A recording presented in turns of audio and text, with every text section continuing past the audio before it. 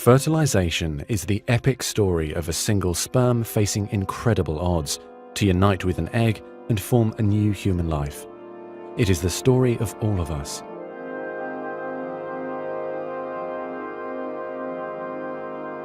During sexual intercourse, about 300 million sperm enter the vagina. Soon afterward, millions of them will either flow out of the vagina or die in its acidic environment. However, many survive because of the protective elements provided in the fluid surrounding them. Next, the sperm must pass through the cervix, an opening into the uterus. Usually, it remains tightly closed, but here the cervix is open for a few days while the woman ovulates. The sperm swim through the cervical mucus, which is thinned to a more watery consistency for easier passage. Once inside the cervix, the sperm continues swimming toward the uterus, though millions will die trying to make it through the mucus. Some sperm remain behind, caught in the folds of the cervix, but they may later continue the journey as a backup to the first group. Inside the uterus, muscular uterine contractions assist the sperm on their journey toward the egg. However, resident cells from the woman's immune system, mistaking the sperm for foreign invaders, destroy thousands more.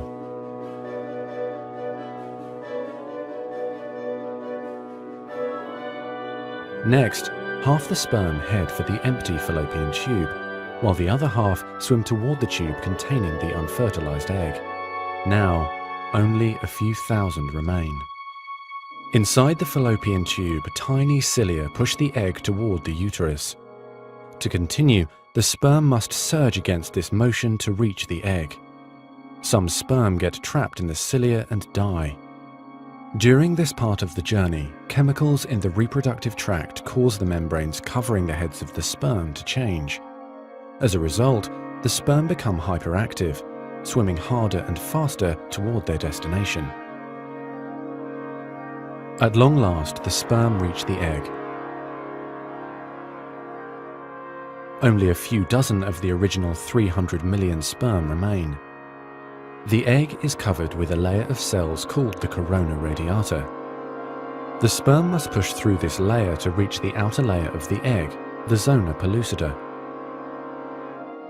When sperm reach the zona pellucida, they attach to specialized sperm receptors on the surface, which triggers their acrosomes to release digestive enzymes, enabling the sperm to burrow into the layer. Inside the zona pellucida is a narrow, fluid-filled space just outside the egg cell membrane. The first sperm to make contact will fertilize the egg. After a perilous journey and against incredible odds, a single sperm attaches to the egg cell membrane.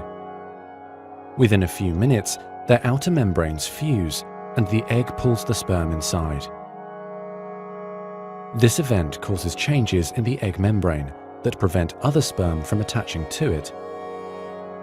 Next, the egg releases chemicals that push other sperm away from the egg and create an impenetrable fertilization membrane. As the reaction spreads outward, the zona pellucida hardens, trapping any sperm unlucky enough to be caught inside. Outside the egg, sperm are no longer able to attach to the zona pellucida. Meanwhile, inside the egg, the tightly packed male genetic material spreads out. A new membrane forms around the genetic material, creating the male pronucleus. Inside, the genetic material reforms into 23 chromosomes. The female genetic material, awakened by the fusion of the sperm with the egg, finishes dividing, resulting in the female pronucleus, which also contains 23 chromosomes. As the male and female pronuclei form, spiderweb-like threads, called microtubules, pull them toward each other. The two sets of chromosomes join together, completing the process of fertilization. At this moment, a unique genetic code arises, instantly determining gender, hair color, eye color, and hundreds of other characteristics. This new single cell, the zygote, is the beginning of a new human being. And now the cilia in the fallopian tube gently sweep the zygote toward the uterus, where he or she will implant in the rich uterine lining, growing and maturing for the next 9 months until ready for birth.